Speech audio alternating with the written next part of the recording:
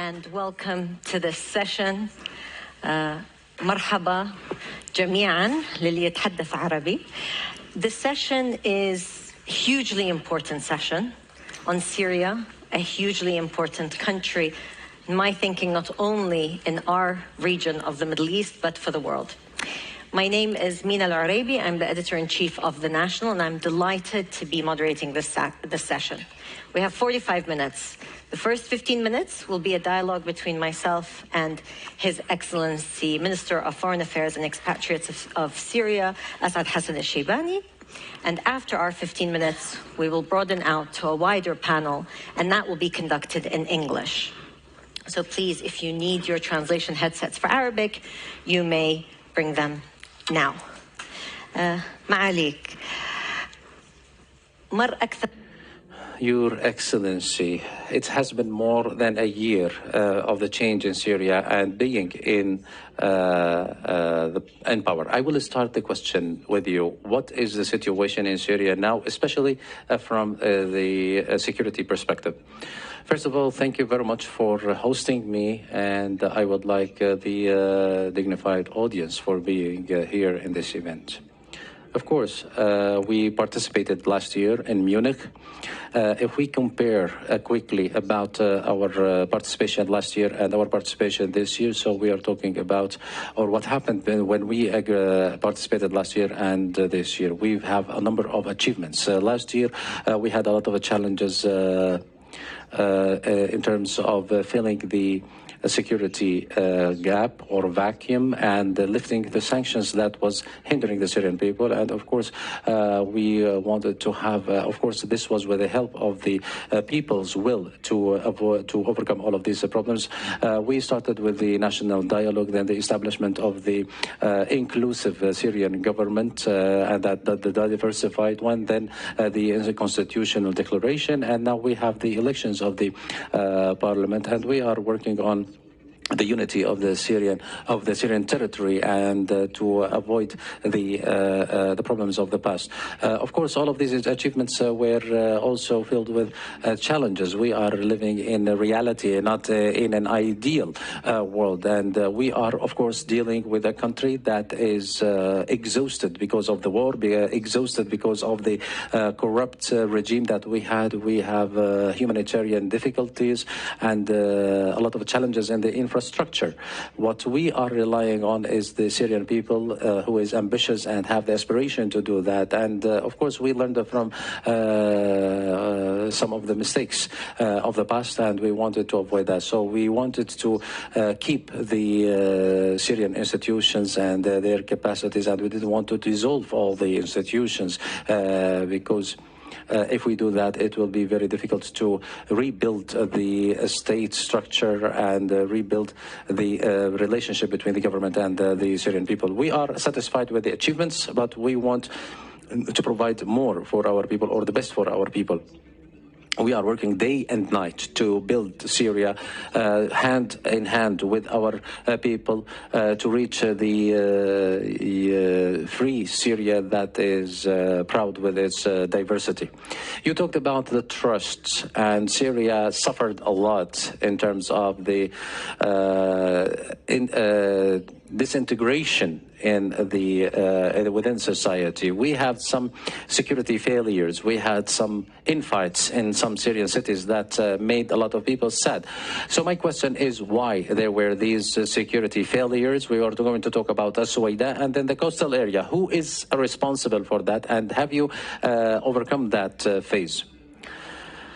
I said that this was the track that we were pursuing last year. It was not rosy. There were a lot of challenges. So because of the division that we had throughout the 14 years ago, and there were areas out of the control of the defunct regime, there are some areas that has a certain shape, and there are other areas that were linked with international powers, etc., etc. So each case has its own own details and its own conditions. We can talk about that for a long time. But when the Syrian revolution managed to topple the regime and have a national program for all, and we said that the Syrian state should have the monopoly over the weapons, and that we needed to have if we are going to take shares of the each neighborhood or each city, etc., we're going to go into a failed state. Sometimes the national interest might be in conflict with the individual or the narrow interests. As you said, what happened in Suwaida and other areas, the state was responsible for in a large part, and the state will not avoid the responsibility. Despite the foreign intervention that wanted to bring or push the Syrian people into a civil war, we were able to manage to avoid that. And the Syrian government was present and very bravely allowed the UN agencies to go, and we established also, or we formed national agencies or a national committee for investigation. This was also a challenge for the credibility of the government that with the slogans that it used in the beginning. Right now, we are working on building a trust with the Syrian community or the Syrian society. We didn't want these things to happen, and we dealt with all of that responsibly.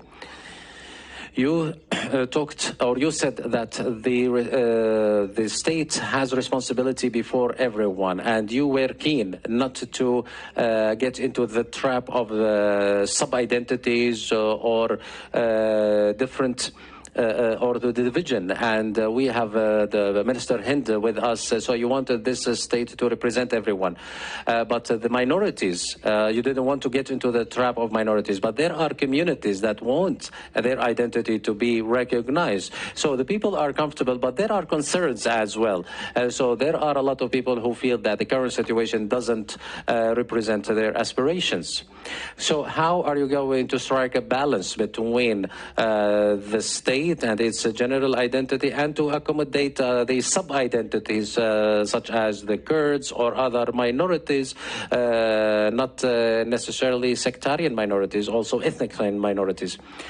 Our understanding of the Syrian identity is as a religious and ethnic mosaic, and so those without any conflict, they are integrated with each other. But if we want to look at every culture and every identity in the community, and every religion and the denomination in Syria is a problem, and we need to deal with it, this will lead us to a lot of a problem. And this is not a well approach or a good approach to do that.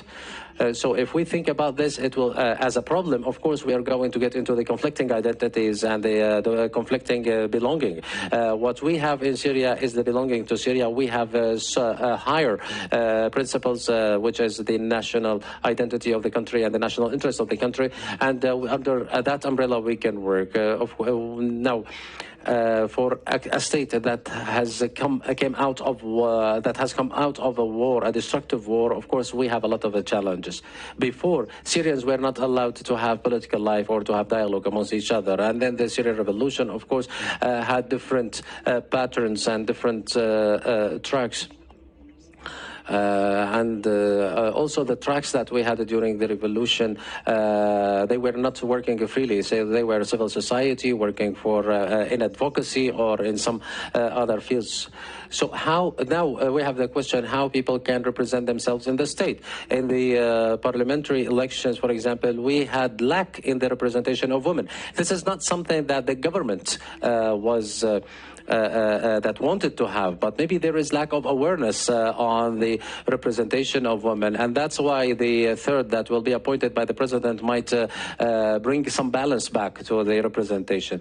This is something that we reconcile with. We don't have a problem with this, and we don't feel that this is the end of the world. We want to give a space for the Syrian society to have a dialogue amongst each other and to hold, to work together, and then we will have experience. We will build had experience about the representation. Maybe today, now when we talk about identity, maybe the definition of identity is different from one as a party to the other. But our understanding of identity is that the Syrian national identity that represents everybody and that doesn't give supremacy to one party over the other.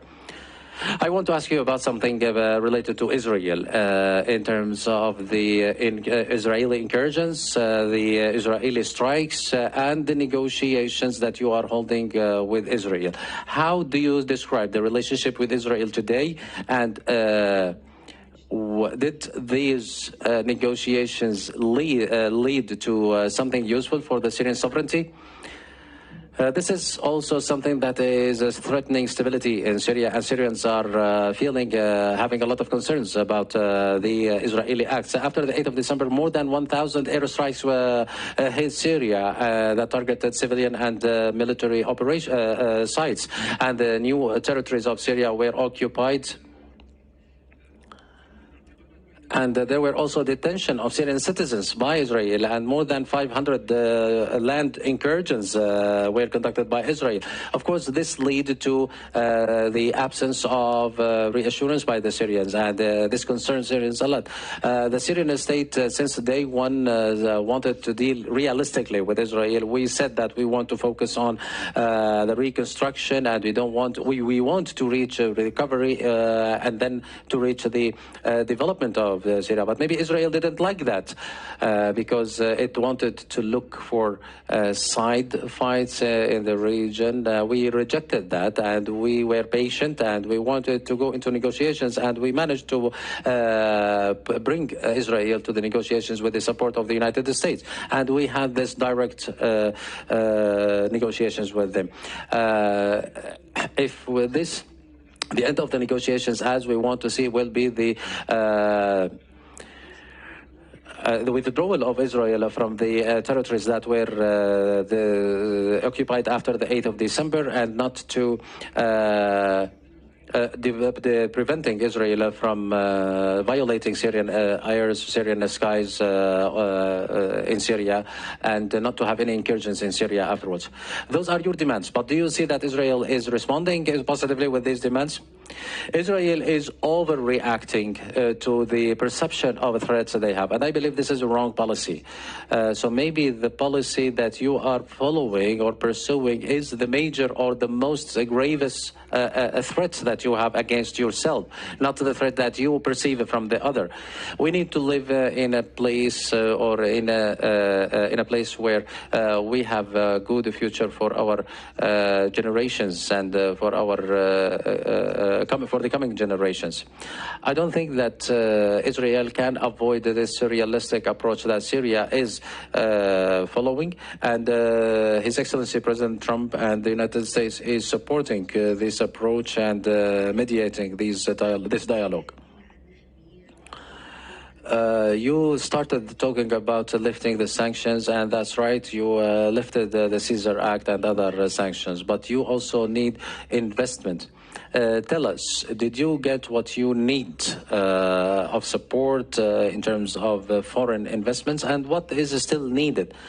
Actually, we didn't get anything yet. Removing the sanctions is just opening the door. It's not the reconstruction, and it's not the end of the process. We in Syria, we still have IDP camps, we still have Syrian refugees outside Syria, and we have large number of cities and villages that are destroyed. We have destroyed schools and hospitals. We tried to reintroduce Syria to the world, that this Syria wants to cooperate and work with everyone, and there were economic obstacles, and the obstacles that is represented in the sanctions, we removed that. So this is just paving the way for reconstructing Syria. We are encouraging major countries to launch a conference for the reconstruction of Syria, because this conference will be the beginning of recovery and development, and it will be the key for the return of Syrians to their home. We didn't reach big grants or assistance in this field. In the first year, we were working working slowly because we understand that the world wants to monitor where Syria is heading. I believe that we are on the right track, and we re-establish the relations in the region and with other countries in the world. And I believe that the world needs to invest in the success of the current Syrian government. In terms of the return of the Syrian expatriates, of course, you are the Minister of Foreign Affairs and expatriates in Syria. So, do you have statistics or figures of the number of Syrians who returned to Syria, and those who are still hesitant? What is your message to them? Based on the statistics of the United Nations, the number is 1.2 million Syrians. Our estimate says that there are more, but we don't want a chaotic or emotional return. As a Syrian government, we cannot say to anyone, don't come back now. Any Syrian citizens shall have the right to come back to their country anytime. But we need their return to be sustainable, useful for Syria, and to make sure that those returnees contribute to the reconstruction of Syria. Have His Excellency, Mr. Shibani here. Please, Your Excellency, Mr. Niels Annan, if you can join us. I don't know if Senator Shaheen has come. Yes, she has indeed. Wonderful. You made it. Great. Please join us. Hello. Nice to see you. Nice to see you again. Good to see you. Nice to see you. Thank you. Hello. How are you? So nice to see you again. Yes. Hi. Thank you. Please have a seat. Okay, so we turn to our second part of our panel, and of course I'm delighted to welcome Her Excellency, Syrian Minister for Social and Labour Affairs, Hind Kabawat. Thank you very much for joining us. We have Niels Annan, State Secretary of the German Federal Ministry for Economic Cooperation and Development, and Jean Shaheen, U.S. Senator, ranking member of the Senate Committee on Foreign Affairs. I want to continue the conversation with you, and then we'll turn back to His Excellency Minister Shibani. Mr. Kabawat, I want to start with you. You visit different parts of Syria. We see your activity, and we've just spoken about areas that witnessed violence and fear in certain communities. How would you describe the security situation, especially outside of Damascus? Do people feel protected? First, thank you so much for the invite. Regarding safety and security, generally speaking, it's safe. There is some incident, yes, but it is expected in post-conflict. But is it acceptable for us? Absolutely not. We don't agree about this small incident here and there. But as His Excellency mentioned, that we have now system in place to be accountable for everyone can commit any violation for human rights or others. So we've been only 1 year. So yes, we've been trying to work very hard to have this safety, security. And remember, there is lots of tension. After 14 years of the Asaad divide the Syrian and all the sectarian incidents, there will be some incident. But I think through dialogue, through rule of law, and through also some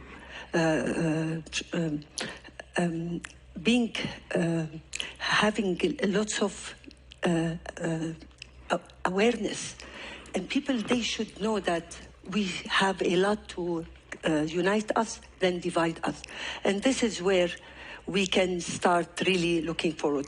Also, because of the delay of the lifting the sanction, because of the delay of not having investment, people, they are looking for jobs.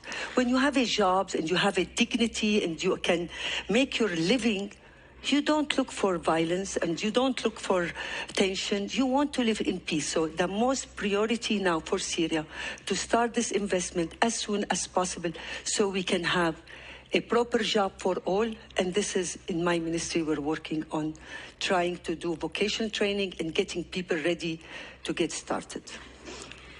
Senator Shaheen, I want to turn to you because, of course, you played a very important role in efforts in Congress to repeal the Caesar Act and to liberate Syria from these sanctions.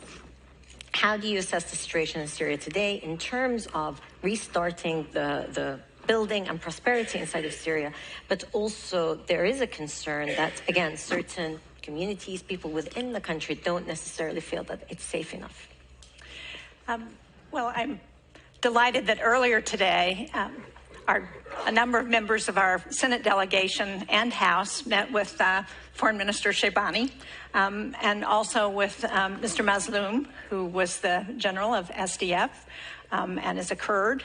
And they were there together, which I think is a great symbol of the integration that's going on in Syria right now and the efforts to unify. We need to, as the United States, as Europe, as countries in the region who are concerned about stability in Syria, who are concerned about this new path forward, we need to continue to support them. One of the things we need to do in the United States is to get rid of the designation as a state sponsor of terrorism. As the foreign minister explained so eloquently in our meeting, that's no longer relevant to what's happening in Syria right now.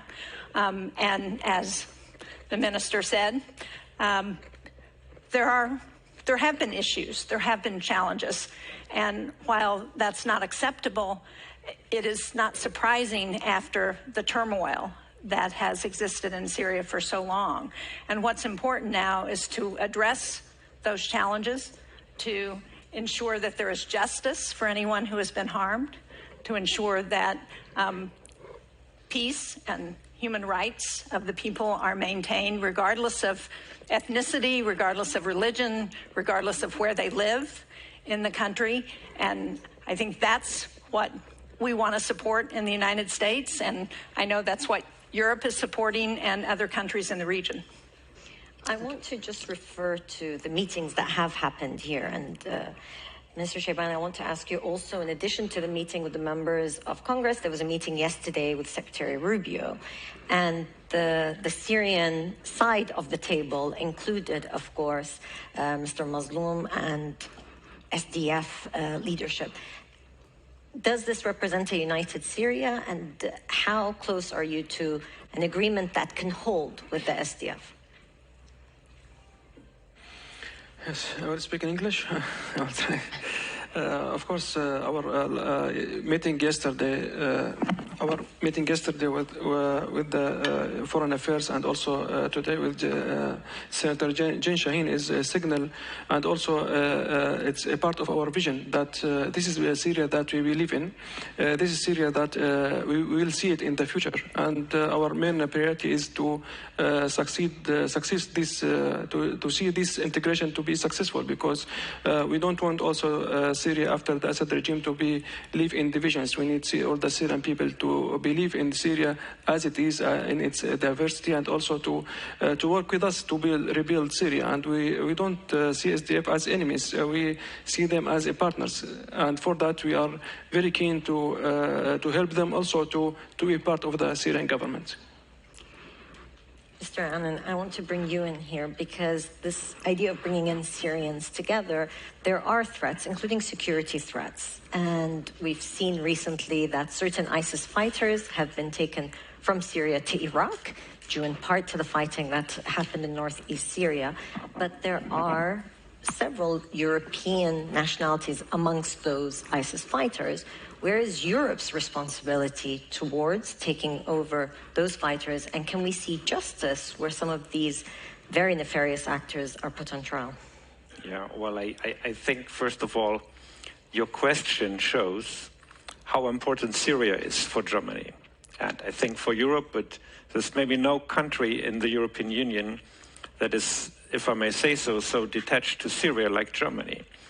And there are historic relations, but the truth is, it's because of the terrible violence and the civil war that we saw for so many years. So we have now hundreds of thousands of Syrians living in Germany. Many of them became German citizens. And so you can imagine the question you ask is of concern for the German government for many, many years. It's a very complicated question. And there have been individuals being brought back to Germany under very difficult circumstances. So the responsibility is clearly there, and we don't deny that. But I would give you a broader answer, because we saw that there was enthusiasm when Assad fled the country. But there was also grief and shock about violence that has been mentioned by both our Syrian ministers here on the panel. And I think that for the German government to understand what opportunity lies at our hands, especially, of course, for the Syrians themselves, but also for stability in our broader neighborhood, we cannot just leave that opportunity aside. And so if I look at what my ministry has been doing, German Development Cooperation, under very difficult circumstances, we never left, we never abandoned Syria, and we tried to work in all the parts of Syria. And that gives you also an indication that we really believe that different communities, and there are complex relationships between different communities, and we know that because they also know to an uncertain degree live in Germany themselves, and there are disputes between them sometimes as well. And if violence is happening in Syria, there's the discussion in Germany, and rightly so. So we believe reconciliation is necessary, and we believe that the Syrian government now, Minister knows that we have been talking about that several times, also in recognition of the suffering and the brutality of the Assad regime and everything that happens, but the responsibility is now with the government. And we are there to support when it comes to early recovery, to reconstruction, but also to reconciliation, because we care. But I think this is an opportunity where we understood and lived it in a way ourselves, what instability in Syria meant to Europe. And I believe if we made the same mistakes that have happened before, we will feel that directly. So this is a Munich Security Conference. So we are talking also about security and our own national interest, which is clearly at display in Syria. Part of the security dynamic, of course, is the internal dynamics. But there's also external actors.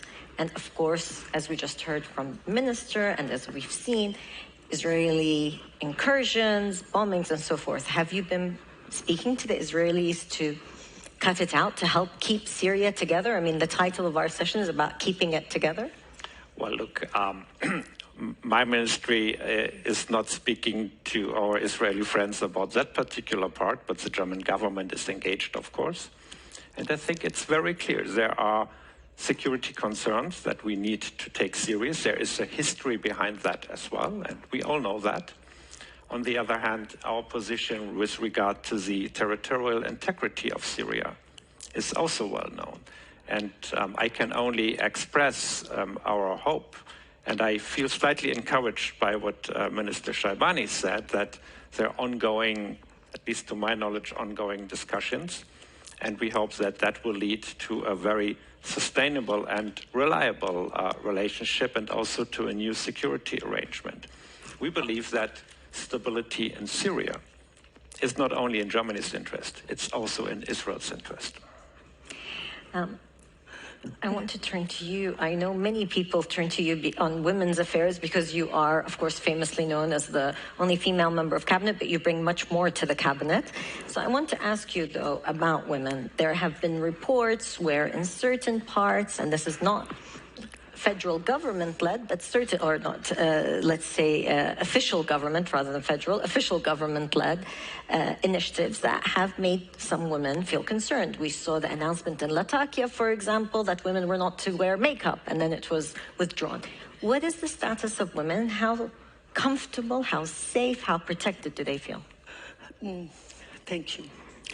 First, regarding women. With makeup, without makeup, women in Syria, they're working so hard. And nobody can deny their roles in Syria. For the last 14 years, in the history, Syrian women are everywhere. And I've been in Idlib last week, and the week before I went to Raqqa. Syrian women from different parts, from different religions, from different ethnic groups, they're the only one they were talking in the last 14 years. So, we cannot deny their role. If they are in the parliament or in the cabinet or wherever, they are present and they are working very hard. Not because of, even in a camp, I can see them teaching their children, and they've been the household of their family. Returning, yes, there is some people, they can say that there is no makeup. Next day I came, I say everyone will put makeup. Nobody can tell me. It is a choice for the Syrian people and Syrian women to do whatever they want. Nobody can tell us what to do and not what to do. This is very simple. Also, I just want to respond about the Kurd and the reconciliation. We just appointed 3 months ago, my advisor in the women file is a Kurdish woman. She's a lawyer. And she's been attacked by other Kurds while she's working with the government. So I'm very happy yesterday that this has happened, and she's now part of the government too. So for the Kurds, for the history, they're part of Syrian people, and most of my friends are Kurds. And we've been working, and we've been studying together, and nobody can divide us. Regarding Sweden, everybody will tell me about Sweden. Yes, there is incident, and we all like His Excellency. We just admit mistakes can happen, and of course, we're not happy about it.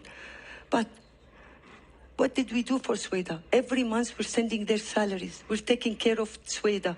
And most of my team in the ministry and other ministries are from Sweden. Did they get any discrimination because they're from Sweden? Absolutely not, because they're part of Syria. Yes. We need to think forward. We need to build a country together.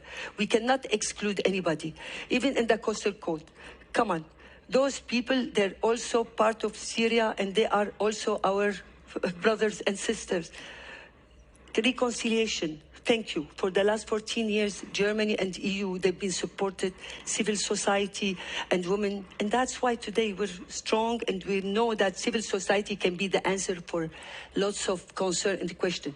Yes, civil society can do the role of reconciliation, like now they're doing it with the transitional justice.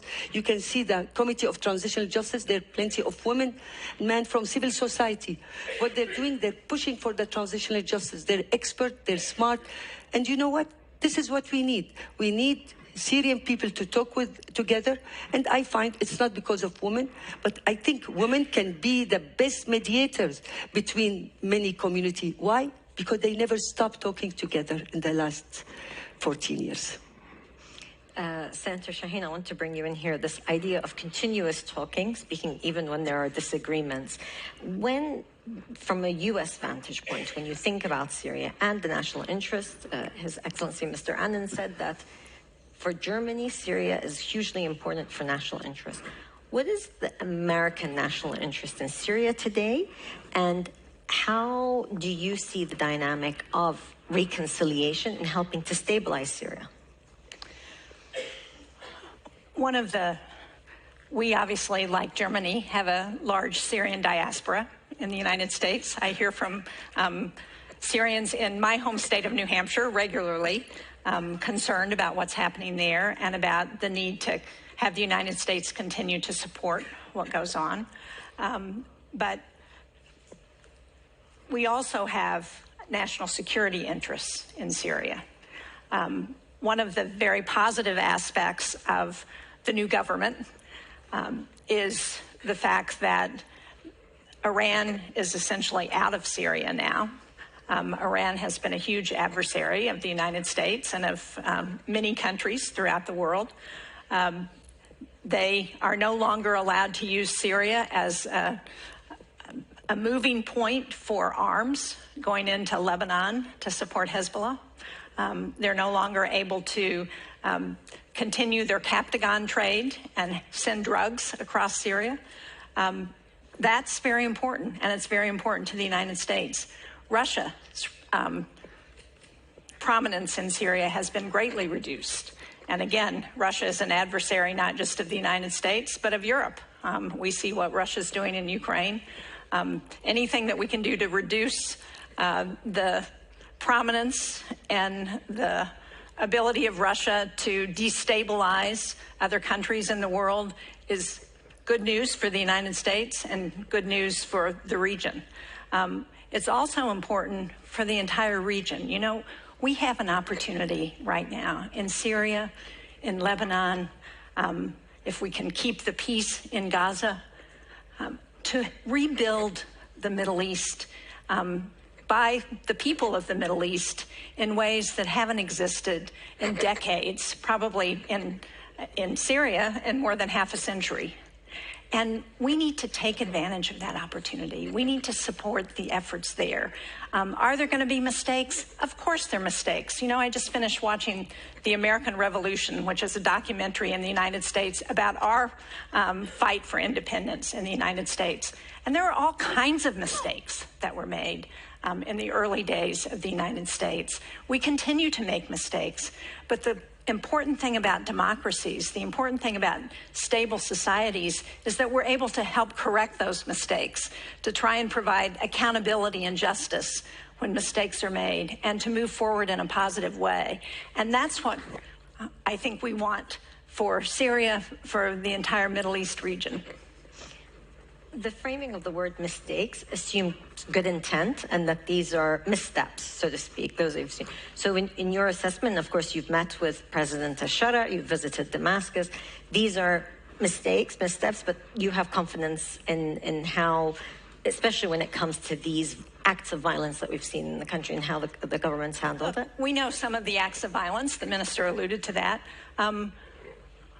Were done by individuals that, not mistakes. I mean, they were deliberate. They were an effort to destabilize and to go after groups within Syria that were not supported, to continue the ethnic violence there.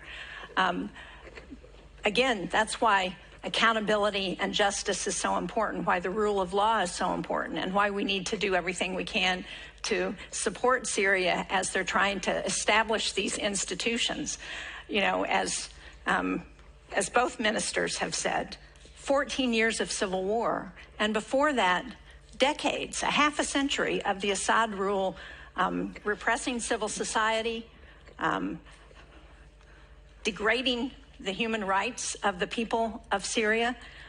Unfortunately, we can't overcome that in a month or 2 months. It's going to take time, and it's going to take a coordinated effort, and that's what I hope we will continue to see. Minister, you wanted to come in at this point. Yes, I just want to mention something very important. Of course, just a delay is just a deny, and we need to speed with the transitional justice so we can people can have some comfort, and this is important. Also, don't forget, we're talking about rules of law. We have laws since 1958. It's very old laws. Now, what we're trying to do, all of us in the cabinet, everybody, to change this law, but we're not doing it alone. This is also part of reconciliation and dialogue. We're going city by city, bringing everybody, and civil societies are part of this process. So government and civil society trying to do the law, and one of the law is the hate speech law, because we don't have hate speech law, and now this is very important. And we talked, like last week, I was with the Minister of Interior, and we're talking also, we have now a women's school for police women. So this is very important. Everything we're trying to proceed by rules of law and dialogue and thinking ahead. And this is very important, and we cannot deny the civil society roles, but also we need also to think about social, when we want to build a country and we want to think ahead, we need to think about social protection, that whatever we do, we put the human being first and the dignity of Syrian people first. I asked Minister Shibani if Syria was getting the support it needs, reconstruction. He said, we haven't started. So can I get a commitment, at least from both of you, that you will be there for Syria? We want a commitment so that when they're ready for their reconstruction, which they are now, and they've done the hard work, can we see support from Germany? I know that you have your own political systems and you can't commit your countries directly here, but at least your support? It's like a proposal. Say yes. Look, no, absolutely. I mean, we have been working with our development cooperation instruments in Syria during the civil war, and we never left. So why should we leave now? Or the contrary, we made a very clear commitment. There are still legal problems. The Senator mentioned that. So there are still sanctions in place, and there's also a phenomenon that we are familiar with, right, called overcompliance. So we are working also with the German private sector, and what we have been doing is to bring also the hundreds of thousands of Syrians in Germany together, building platforms. We started with a hospital partnership, and we want to continue that. So I believe that's very important. We are ready. The ministers both know that, also to support with the immediate needs when it comes to housing, for example.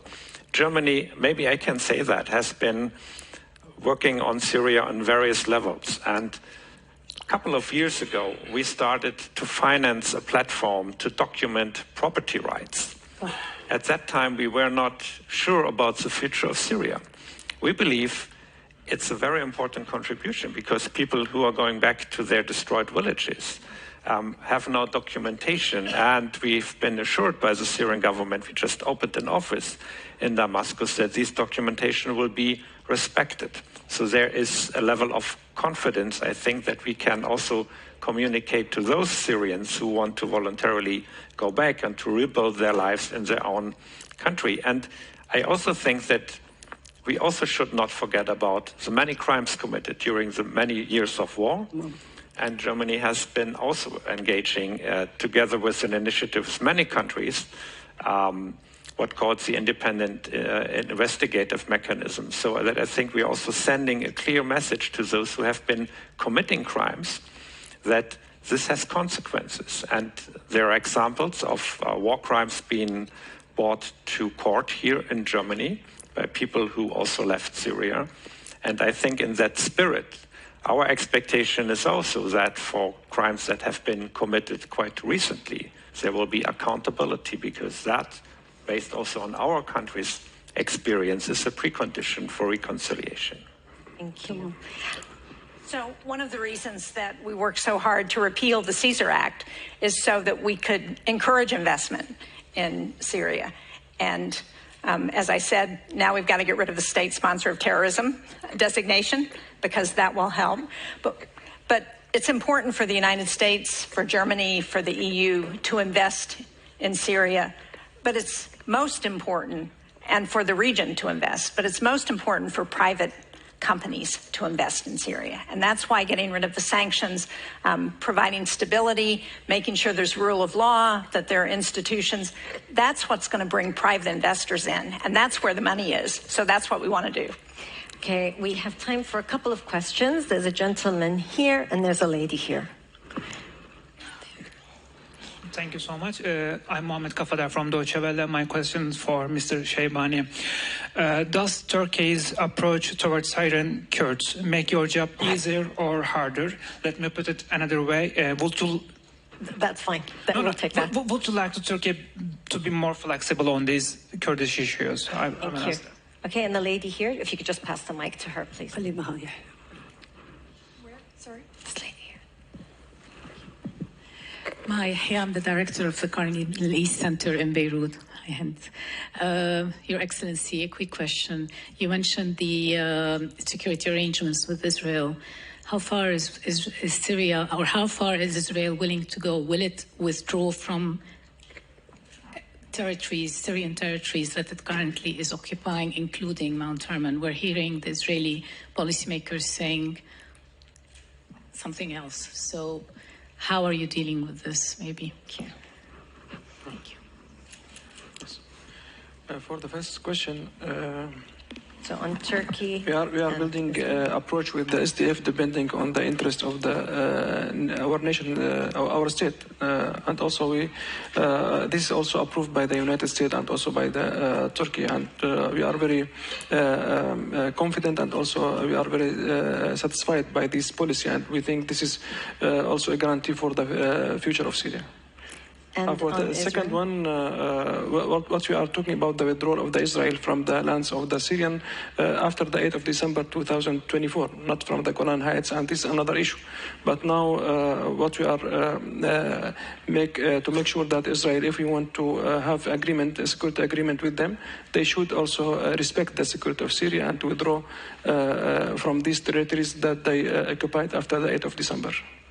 So the talks at the moment are focusing on the territories they've taken from 8th of December, yes, not going into the Golan Heights. It's another issue. Okay. Can I add to that? Sure. Because you're from Beirut.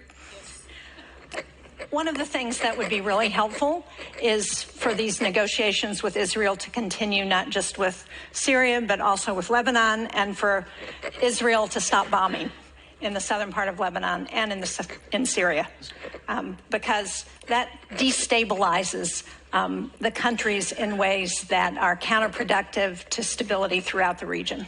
Thank you. One final question here. Hello, I'm Emir Gürbüz from Turkish Atlantic Council. My question is to U.S. Senator. So you mentioned about the Iran is now out of Syria. So the United States' greatest concern on Syria was the Syria becoming the hub for Iran. That's actually because of the Israel's security. But now Israel occupies part of the Syrian territory, more than Golan Heights, the part of the Hermon Mountains. So will United States do something about it to help Syria to get over this occupation? Thank you. Well, I think perhaps I wasn't clear enough in pointing out that Iran's interests have been greatly reduced in the region as the result of the fall of Asaad, which I think is positive. But as you heard me say, I think Israel needs to stop bombing in Syria. I think they need to stop bombing in southern Lebanon. And I think the United States has had a special envoy, as you know, because he's the ambassador to Turkey in the region for the last year almost, trying to help address some of these issues and work with Turkey, work with Syria, work with Israel to try and see if we can address some of those issues in a way that's more productive for the region. There are many more questions, I'm sure, but unfortunately we've run out of time. 45 minutes is really very short to have this conversation. Thank you all. Thank you to our great panel, and thank you all for attending. Thank you.